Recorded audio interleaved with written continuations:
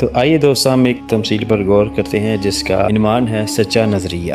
جب ہم کہیں جانا چاہتے ہیں تو کیا ہم سب سے خوبصورت راستہ مانگتے ہیں یا صحیح راستہ؟ سوال یہ نہیں ہے کہ کوئی نظریہ خوبصورت ہے یا خلوص کے ساتھ تصور کیا گیا ہے، بلکہ یہ ہے کہ کیا یہ سچ ہے کہ آدھا سچ گمراہ کرتا ہے۔ ایک کسان نے بغیر ہچکچاہٹ کے اعتراف کیا کہ اس نے ایک رسی چوری کی ہے۔ وہ نہ جھوٹ بول رہا تھا اور نہ ہی وہ پورا سچ بتا رہا تھا، کیونکہ اس رسی کے آخر میں ایک گائے تھی جس کا اس پر چوری کا الزام بھی تھا۔ تو دوستو، اس تمثیل پر غور کرنے کے بعد ہم اس نتیجہ پر پہنچے ہیں کہ سچ کا صرف ایک حصہ جاننا گمراہ کن ہو سکتا ہے، یہاں تک کہ خطرناک بھی۔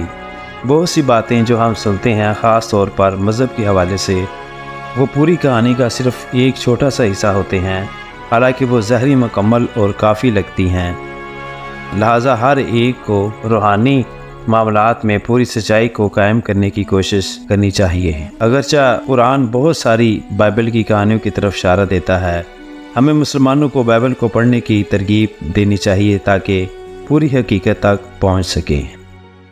ہماری مزید ویڈیو دیکھنے کے لیے ہمارے یوٹیوب چینل اور فیس بک کو دیکھیں، اور اپنی غلط فہمی دور کرنے کے لیے ہمارے اس جی میل اور ہمارے اس واٹس ایپ نمبر پہ رابطہ کریں۔